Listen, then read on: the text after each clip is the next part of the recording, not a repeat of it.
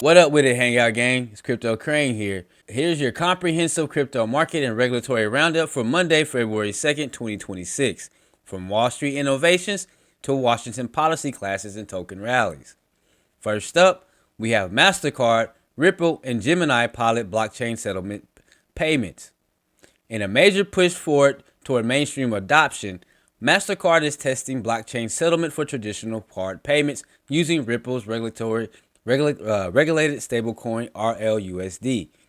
Mastercard, Ripple Labs, crypto exchange Gemini, and WebBank are collaborating to settle Gemini-branded credit card transactions using RLUSD stablecoin on the XRP ledger.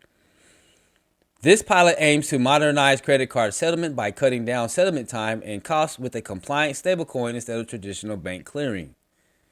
If successful, this could mark one of the first times a regulated U.S. bank settles mainstream card payments via a public blockchain, pushing blockchain tech into everyday financial infrastructure. Next up, we have crypto market sentiment and Tom Lee's outlook. Markets have endured heavy selling pressure in recent weeks, but some analysts see signs of a bottom. Tom Lee, now chairman of BitMine Emerging Technology, says the crypto sell-off may be nearing a bottom, citing its continued Ethereum network activity despite price weakness. Lee's firm has seen billions in unrealized losses, billions on its large ETH holdings, highlighting the market pain. Despite this, he argues fundamentals still support recovery, and accumulation by digital asset treasuries could anchor a future rebound. I'm going to say something that it sounds a little contrarian, but Tom DeMark is our advisor at BitMine in terms of crypto. He's been since mid-November saying Bitcoin would go to 77 and Ethereum at 2,400. So he's been waiting for what he calls time and price to align.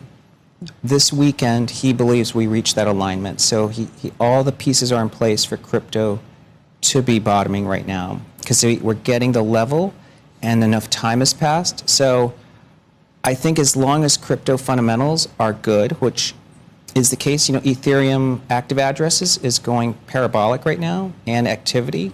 Part of it is, of course, Wall Street is building up digital assets and converging those businesses. If that's the case, then crypto prices should follow.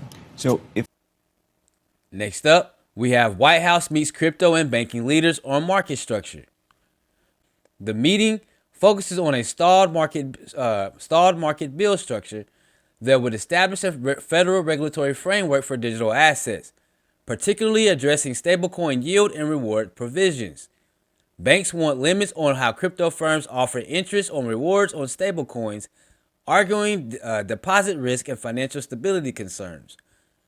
Coinbase and banking groups are negotiating compromises to keep the bill alive before midterm deadlines. In parallel, a Senate committee has advanced a related bill focusing on clear oversight of crypto markets and exchanges, but lacks full bipartisan support. Next up, prosecutors blast Genius Act stablecoin law. New York prosecutors are publicly criticizing the Genius Act, the U.S. stablecoin law enacted last year. New York Attorney General Letitia James and other prosecutors argue the law fails to protect victims of fraud and may even give issuers legal cover to profit from misused funds, without mandatory restitution provisions.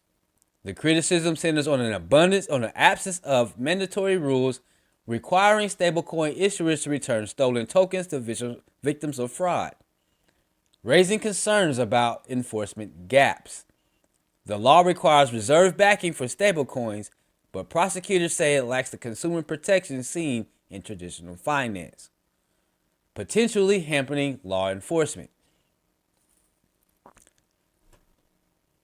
Next up, Hyperliquid. Amid broad market weaknesses, some assets are showing isolated strength. Hyperliquid's native HYPE token climbed about 10% after the platform unveiled HIP-4, a technical upgrade to add prediction markets and option-style contracts. The new outcome, trading tools are designed to offer lower-risk, fully collateralized contracts that settle within fixed ranges, differentiating them from leveraged perpetuals. This development is seen as expanding the use cases for decentralized derivatives beyond standard perpetual futures. As markets evolve between regulatory pressures and protocol innovation, next week's data and policy actions will be crucial for crypto's next leg. And that wraps up our crypto market update. Tune in tomorrow for price action, ETF flows, and any late regulatory developments as they unfold. Don't forget to hit that like button, share the video, and subscribe to the channel. Until the next video, peace.